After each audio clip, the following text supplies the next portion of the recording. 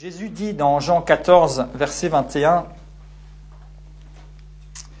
Jean 14, 21, il dit « Celui qui a mes commandements et qui les garde, c'est celui qui m'aime.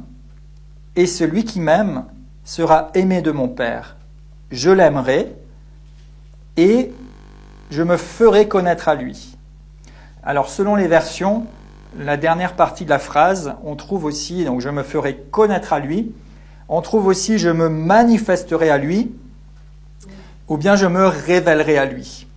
Et en fait, dans ce passage, j'ai dit, bah oui Seigneur, ok, c'est vrai, si on a tes paroles et qu'on les garde, tu nous aimes, on est aimé de toi, on est aimé du Père, mais il y a juste ce dernier petit morceau de phrase qui est vraiment ressorti et qui m'a vraiment sauté, qui a attiré mon attention, c'est ce dernier bout de phrase où il dit « Oui, je l'aimerai et je me manifesterai à lui. » Ici, il dit « Je l'aimerai et je me manifesterai à lui ». Ça veut dire qu'il veut se faire connaître, on a vu d'autres versions, ou bien le mot ici, manifester, ça veut dire aussi rendre perceptible.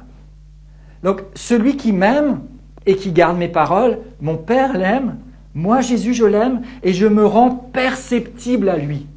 Perceptible, ça veut dire qu'on peut le percevoir. Mais pas seulement percevoir avec la réflexion ou l'idée, mais quelque chose de perceptible, quelque chose, j'irais jusqu'à dire de sensible, c'est-à-dire que les sens peuvent saisir.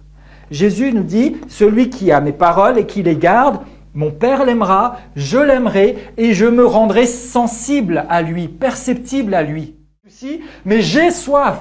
Mais j'ai pas soif pour les petits besoins du quotidien ou j'ai pas soif pour une survie. Ce dont j'ai soif, c'est de lui. Et Jésus dit dans Jean 7, 37, si quelqu'un a soif, qu'il vienne. C'est quoi encore la condition? C'est quoi encore le déclencheur? C'est quoi encore cette clé? Est-ce que tu as soif? Et en fait, avoir soif, ça revient au même que l'idée des apôtres ou des disciples à l'époque, comme vous voulez, on peut définir à peu près quand ils sont devenus apôtres, mais peu importe. S'ils étaient ensemble dans la chambre, c'est parce qu'ils avaient soif. Et ils ont attendu. Et quand vous avez soif, vous attendez quelque chose. Quand vous avez soif, vous venez vous attendre à quelque chose. Et alléluia, Dieu est grand, il répond à notre soif. Jésus dit, donc Jean 7, 37, si quelqu'un a soif, qu'il vienne et boive. Celui qui croit en moi, des fleuves d'eau vive couleront de son sein, comme dit l'Écriture. Il dit cela de l'Esprit que devaient recevoir ceux qui croiraient en lui, car l'Esprit n'était pas encore, parce que Jésus n'avait pas encore été glorifié. Donc, à ce moment-là, il parle de la promesse du Saint-Esprit, que les gens n'avaient pas encore reçue. Mais n'empêche que si nous avons soif, nous pouvons venir à lui boire. Mais si j'ai pas soif, je ne vais pas chercher à boire. Et vous savez, par exemple, actuellement, en hiver, parfois, je me force à boire parce que je sais que c'est bon pour moi, mais j'ai pas soif. Parce qu'il ne fait pas très chaud, parce que peut-être j'ai moins d'activité. Donc, j'ai pas soif. Mais quand j'ai soif, parce que j'ai eu chaud, parce que j'ai beaucoup parlé, je vais chercher à boire. Et vous pouvez me proposer des bonbons, du chocolat, des gâteaux, toutes ces choses-là que d'habitude j'aime et sur lesquelles je me précipiterai avec joie. Mais quand j'ai soif. Donc, je veux boire. Est-ce que vous avez soif de Jésus révélé dans votre vie? Au point que si on vous donne des bonbons, des gâteaux, des petites activités, des petites occupations, une petite vie d'église pépère, une petite vie spirituelle, un petit culte personnel, bien réglé, bien comme il faut, même si c'est bon en soi, mais vous ne vous arrêtez pas à ça parce que vous voulez autre chose. Vous le voulez lui, vous avez soif. Si quelqu'un a soif, qu'il vienne et qu'il boive. Et dans Apocalypse 22, justement, pour vous dire que ça ne s'arrêtait pas à la promesse du Saint-Esprit, Apocalypse 22, 17.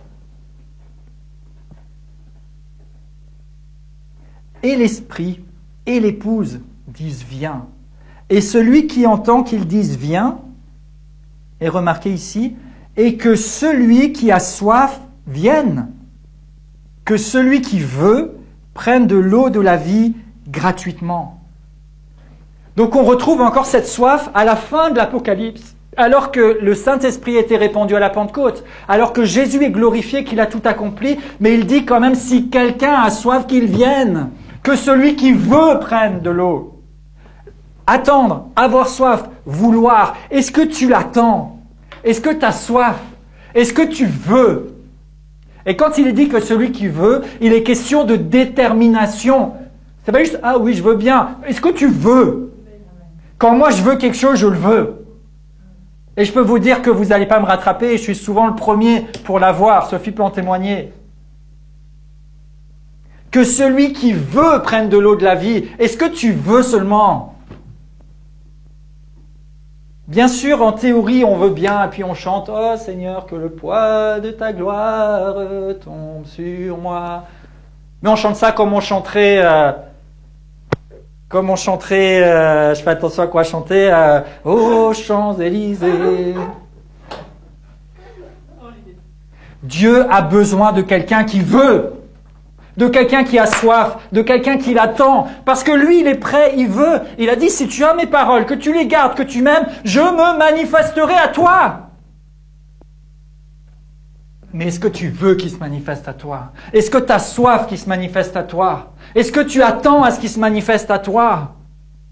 À saisir ces paroles pour qu'il se manifeste à toi? Et peut-être que le message du Saint-Esprit, en tout cas pour moi, ça résonnait comme ça, et je vais vous le communiquer de sa part, c'est...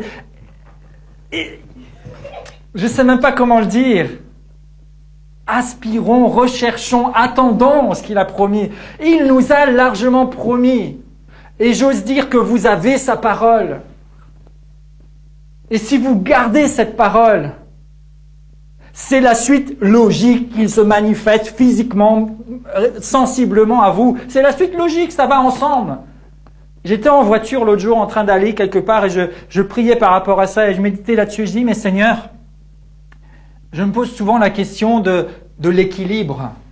L'équilibre entre la parole et l'esprit, comment faire pour être équilibré et tout. Et là, j'ai reçu comme une révélation de la part du Seigneur qui est rentrée dans mon esprit. Il m'a dit, l'équilibre, c'est d'être à fond. J'ai dit, hein? Et j'ai dit, ok, l'équilibre, c'est d'être à fond, mais encore. Et en fait, l'équilibre, selon Dieu, c'est d'être à fond dans la parole et d'être à fond dans l'esprit. Parce que quand tu es à fond dans la parole, il peut se manifester à toi. Parce qu'il dit, celui qui a mes paroles et qui les garde, qui les chérit, qui les aime, qui est à fond dedans, je me manifeste à lui. Mais c'est aussi d'être à fond dans l'esprit. Parce que si je suis à fond dans l'esprit, je m'attends à ce qu'il se révèle à moi. Et en fait, quand je suis à fond dans la parole, je pose le fondement pour que Jésus puisse se manifester. Et quand je suis à fond dans l'esprit pour que Jésus se manifeste, je lui donne l'occasion de rendre vivante et de confirmer sa parole. Et c'est ce qu'il veut. Donc c'est pas dire, il faut être un peu dans la parole et un peu dans l'esprit pour équilibrer. L'équilibre, c'est d'être à fond. Et je prie que le Saint-Esprit puisse inscrire ça dans vos cœurs, parce que je sais que c'est de lui que je l'ai entendu. Et c'est excellent. L'équilibre, c'est d'être à fond. Et je sais que quelquefois, dans ma vie personnelle et spirituelle, il y a des périodes où j'ai l'impression d'être plus dans la parole et d'autres périodes où j'ai l'impression d'être plus dans l'esprit au risque de laisser un peu la parole. Mais en fait, l'équilibre, c'est d'être à fond dans les deux. Et c'est possible, avec sa grâce. Et c'est possible parce que ça fonctionne ensemble. C'est-à-dire que quand je veux étudier la parole, parce qu'il y a un sujet sur lequel je suis en train de travailler, ou parce qu'il y a des choses qui m'interpellent et que je comprends peut-être pas encore, eh bien, pendant que j'étudie la parole, je m'attends à lui. J'attends Jésus. J'attends ce qui se manifeste. Parce que je travaille avec mon intelligence, essayer de comprendre, parce que j'ouvre mon cœur, mais je m'attends à ce qui se manifeste même quand je suis dans la parole. Et quand je suis en esprit, dans les temps de prière, dans les temps d'adoration, je suis pleinement ouvert, je m'attends à lui, mais en même temps, je reste sur le fondement de la parole, parce que Jésus ne fera jamais rien dans l'esprit qui ne corresponde pas à ce qu'il y a dans sa parole. Mais pas dans ce que nous avons fait ou ce que nous pensons être sa parole, mais dans la réalité de sa parole, dans la révélation de sa parole. Ce qui va se passer dans l'esprit sera toujours en accord avec la parole de Dieu. Toujours. Et la parole de Dieu n'est vivante et n'a de puissance dans ma vie qu'à condition qu'elle soit associée à une véritable connexion, si j'ose dire, avec Dieu et à ce que Jésus puisse rendre cette parole vivante et être révélée dans ma vie. Et il dit, si tu as mes paroles, Jean 14, 21, alors je me manifesterai à toi. Mais faut-il, comme je disais, avoir soif, le désirer, le vouloir ? Ça fonctionne ensemble, mais Est-ce que j'en veux? Est-ce que j'ai faim et soif? Est-ce que j'attends? Est-ce que je veux? Est-ce que je suis déterminé? Et je voudrais vous encourager à être déterminé. Quand vous venez dans la présence de Dieu, être déterminé, dire Seigneur, je viens te rencontrer. Parce que lui, il veut vous rencontrer. Lui, il veut parler, il veut se manifester. Et régulièrement dans l'Écriture, on retrouve cette idée de venir à lui. Je viens de parler de la soif. Dans 1 Corinthiens 12, l'apôtre Paul dit « aspirez aux dons spirituels ». Et je ne veux pas ici pour l'instant parler spécialement de ce sujet, mais même par rapport à ces choses-là, il dit que l'Esprit les distribue comme il veut, mais aspirer. Donc là aussi, se rendre disponible, aspirer. Seigneur, je veux me rendre disponible. Je m'attends à toi, j'aspire à ce que tu puisses m'utiliser. J'aspire à ce que tu puisses me parler. J'aspire à ce que tu sois révélé dans ma vie. Que celui qui veut, celui qui désire, celui qui est déterminé. Apocalypse 3,15, vous retrouvez l'un des messages à l'Église et Apocalypse 3,15 dit « Puisses-tu être froid ou bouillant ?» Et verset 19 « Et donc du zèle et repens-toi. » Et donc du zèle et repens-toi. Et en fait, ici, il y a une remarque intéressante que j'ai entendue récemment de la part d'un prédicateur et qui m'a vraiment interpellé. Il est dit d'abord « et du zèle » et après « repens-toi ». Et nous, souvent, on dit qu'il faut d'abord que je me repente, que j'essaie de me rendre propre, pur, prêt, et ensuite je vais pouvoir avoir du zèle pour aller vers Dieu. Mais en fait, il est dit « et donc du zèle et repens-toi ». C'est-à-dire, ici, et du zèle, en fait, littéralement, c'est soit déterminé et repens-toi. En fait, ce que le Seigneur cherche, c'est des gens disponibles, des gens déterminés, des gens qui ont faim, des gens qui ont soif. C'est la clé. Bien sûr que la sainteté va venir avec, bien sûr que la sanctification, bien sûr que demander pardon, bien sûr que chercher à être dans sa volonté viendra, mais ce n'est pas la première chose. La première chose, c'est quelqu'un qui a faim, quelqu'un qui en veut, quelqu'un qui le recherche, quelqu'un qui s'attend à lui, quelqu'un qui a du zèle. Et en fait, si tu as du zèle, que tu es déterminé à le rencontrer, à l'entendre, à vivre avec lui, eh bien là, il y a des choses qui vont devenir évidentes parce qu'il se révèle à toi. Et là, le cas échéant, s'il y en a besoin, là, tu vas te repentir de ce dont tu as besoin de te repentir. Là, tu vas abandonner ce que tu as besoin d'abandonner, mais ce n'est pas d'abord abandonne plein de choses. Ça, c'est la religion. Jésus dit d'abord viens vers moi et je ferai de toi quelqu'un d'autre. Et du zèle et repens-toi. C'est pas d'abord rends-toi meilleur et après peut-être que tu pourras venir. Donc même si par moments, et ça m'arrive aussi, il y a des jours où je me sens moins au top spirituellement que d'autres, alors j'essaie de m'encourager avec la parole de Dieu en sachant que je suis accepté par Dieu, qu'il est là, qu'il m'accueille, etc. Mais même les jours où tu ne te sens pas au top spirituel, viens devant lui. Motive-toi à le rencontrer, même si tu sais que tu n'es pas au top. Il ne te demande pas d'être au top, il te demande d'être disponible. Et là, c'est lui qui va te montrer s'il faut corriger quelque chose. Et là, on va corriger. Et là, c'est lui qui va pouvoir nous utiliser parce qu'on se rend disponible. Le point commun dans les quelques exemples que j'ai donnés, je ne vais pas être beaucoup plus long aujourd'hui, mais c'est d'attendre, se rendre disponible. Les disciples sont montés dans la chambre pour attendre la promesse.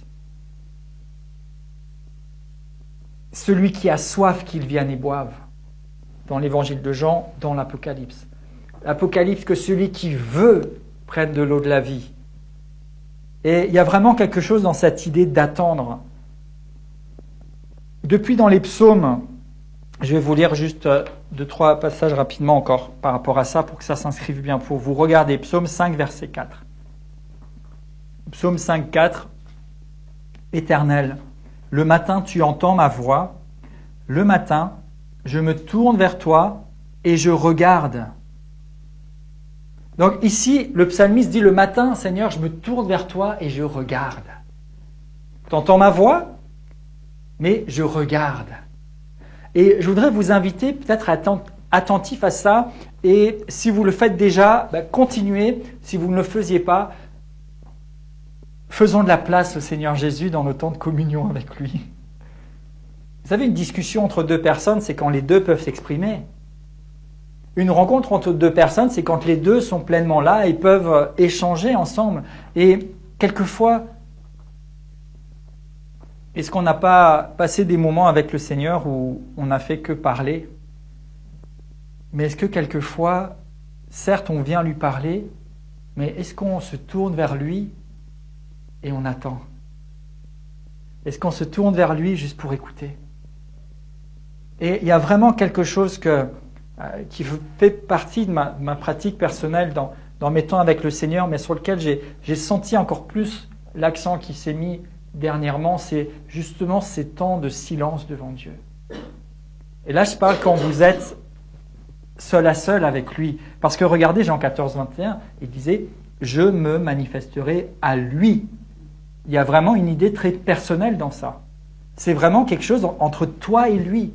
Et bien sûr qu'il y a des choses qu'on peut vivre en communauté, mais ce sur quoi je veux mettre l'accent ici, et l'Esprit de Dieu met l'accent, c'est « Je veux me faire connaître à toi. Je veux me manifester à toi personnellement. » Quand tu prends des temps, quand tu viens me rencontrer, il y a un moment, donc ici comme dans le psaume 5.4, « Seigneur, tu entends ma voix le matin, je te parle. » Mais aussi, je me tourne vers toi et je regarde. Quand je me tourne et que je regarde, c'est que je m'attends à voir quelque chose. Je suis dans une attente, je suis dans une disponibilité. Habakkuk 2, versets 1 et 2, le prophète, avant de recevoir la révélation, nous dit ceci, « J'étais à mon poste et je me tenais sur la tour. Je veillais pour voir ce que l'Éternel me dirait. » Donc oui, par moments, les prophètes, Dieu les a saisis peut-être, mais si on regarde plusieurs fois, et d'ailleurs même dans Ézéchiel, on retrouve ça, plusieurs fois ils témoignent en disant « Je me tenais là. » Et puis, là, le Seigneur parle. Donc même déjà dans l'Ancienne Alliance, dans l'Ancien Testament, on voit ça quand on se rend disponible. Dans le psaume, tu entends ma voix, mais aussi je me tourne vers toi et j'attends, je regarde, je guette. Dans Habakkuk, j'étais à mon poste, je veillais pour voir qu'est-ce que tu me dirais.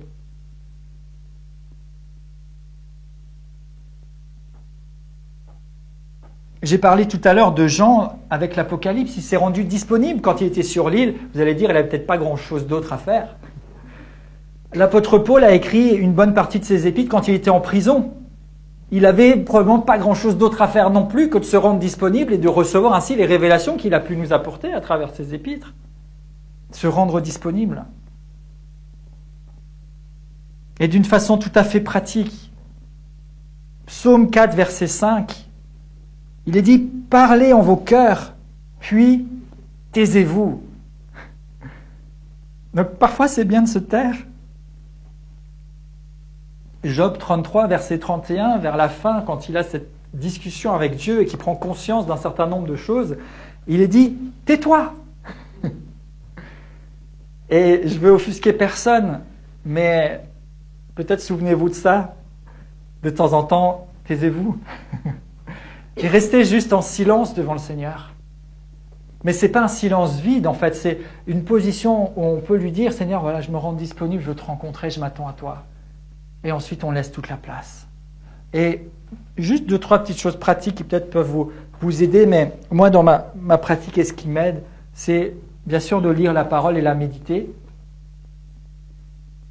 Et souvent, pour me mettre en esprit, comme en témoignent plusieurs dans l'Écriture, et ce qui fait partie de nos capacités en tant qu'être spirituel régénéré par Dieu, eh bien, nous avons cette clé magnifique dont je parle souvent, mais c'est tellement merveilleux parce que, vous savez, dans tout un pan de l'Église, on en a fait une finalité, mais en fait, se parler en langue, c'est pas juste un truc pour parler une langue. C'est un outil puissant qui n'est seulement qu'une porte, en fait, qui est seulement qu'un instrument pour nous permettre de nous mettre en esprit.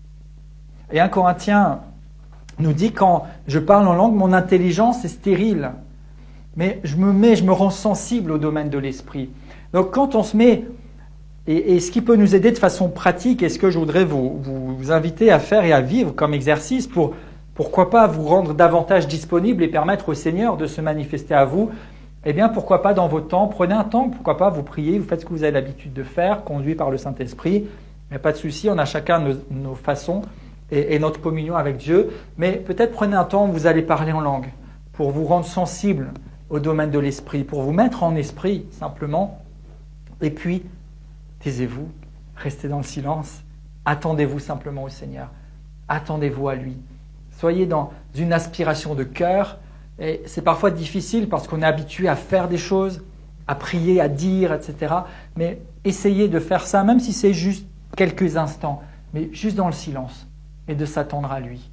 Et moi, ce que je fais quelquefois, ça peut être juste dans le silence comme ça, carrément. Mais quelquefois aussi, je me mets un fond musical et sans parole, juste une musique douce d'adoration ou quoi que ce soit. Et je reste tranquille devant lui, je m'attends juste à lui. Et vous savez, dès l'Ancien Testament, certains rois, ils faisaient venir des joueurs de harpe pour les apaiser, parce qu'en fait, la musique, c'est quelque chose aussi qui soutient qui peut soutenir, en tout cas intervenir sur notre vie spirituelle. Je ne vais pas ouvrir tout le sujet ici, mais voilà, vous pouvez être dans un silence carrément, peut-être avoir une douce musique d'adoration en arrière-plan, et puis simplement vous êtes là et vous attendez. C'est mieux même avec les yeux ouverts, parce que si jamais il veut vous montrer quelque chose, vous pouvez le voir. Mais peu importe, j'en fais pas une religion, mais vous l'attendez tout simplement.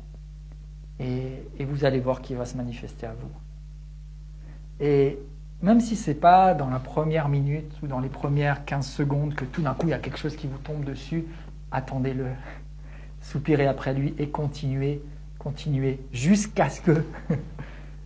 Peut-être pas le jour J, c'est pas grave. Vous savez, peut-être parfois, on est là, et moi ça m'arrive, je prends ce temps dans la présence de Dieu, et sincèrement, il y a certains jours où j'ai pas l'impression qu'il s'est passé grand-chose.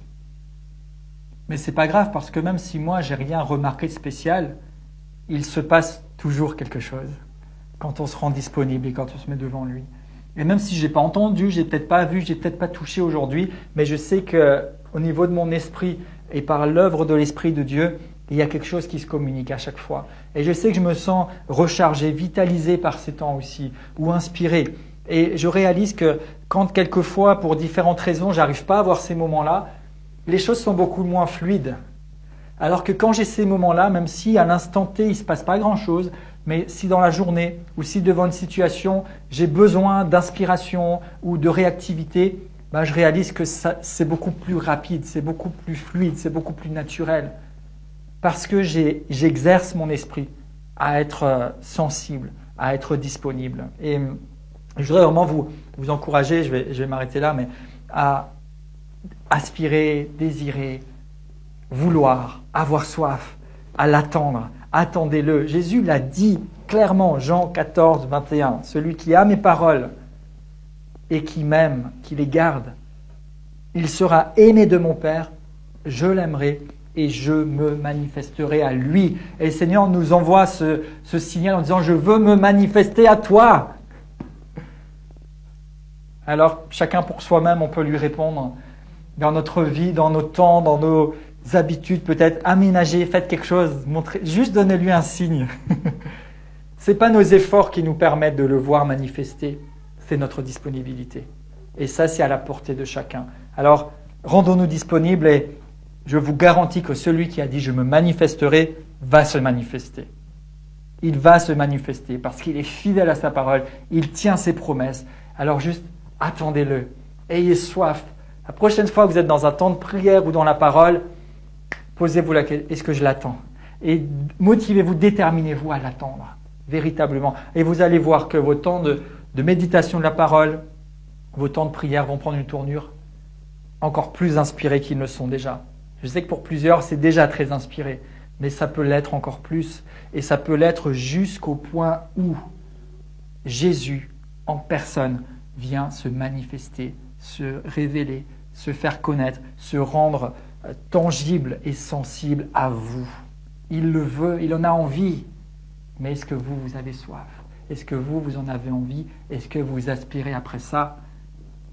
La question reste ouverte, mais c'est ce que je vous encourage et ce que je m'encourage moi-même à faire pour le vivre véritablement et pour pouvoir être véritablement revêtu de sa gloire, métamorphosé dans sa présence et voir la réalité de Jésus-Christ glorifié dans mon quotidien et pour pouvoir à travers ça, oui, vivre pleinement, mais aussi toucher cette génération qui en a besoin, continuer, on a partagé un témoignage sur les effets des choses qu'on peut diffuser.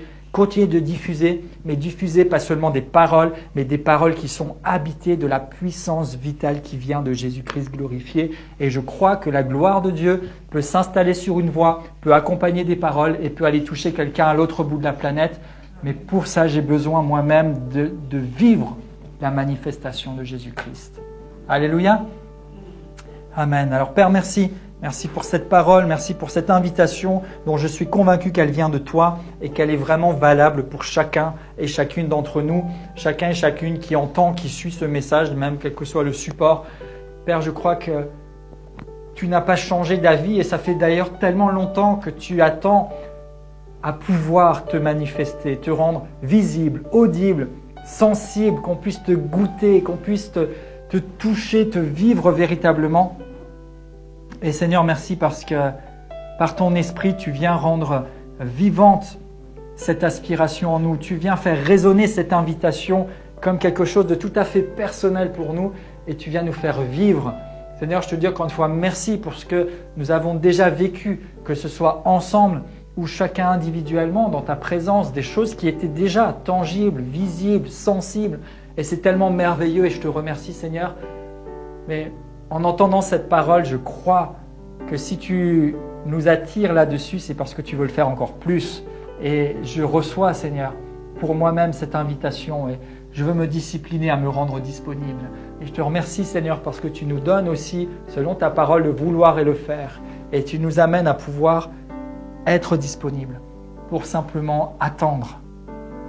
Et pas attendre dans le vide, mais attendre quelque chose qui est certain. Parce que celui qui fait la promesse est fidèle et il l'accomplira. Je te remercie, Père, pour ta manifestation dans chacune de nos vies. Merci parce que tu te rends de plus en plus concret et véritable pour chacun de nous. Seigneur, tu as toujours été le véritable, le tout-puissant. Tu es vivant, tu ne changes pas. Mais nous voulons, Seigneur, changer ce qui doit être changé dans notre approche pour que tu puisses être pleinement toi dans chacune de nos vies. Merci Père parce que selon ta parole, tu te manifestes à moi et je déclare que tu te manifestes à chacun qui entend ma voix maintenant dans sa vie personnelle d'une façon nouvelle comme jamais pour nous encourager et pour nous amener à véritablement poursuivre ce chemin dans lequel tu nous attires pour faire de nous ce que tu as prévu de faire de nous et pour bâtir cette Église glorieuse que tu reviendras chercher et qui sera établie, puissante et digne de porter le nom de Jésus-Christ, non pas seulement Jésus-Christ homme, mais Jésus-Christ mort, ressuscité et glorifié. Je te remercie Père au nom de Jésus. Amen.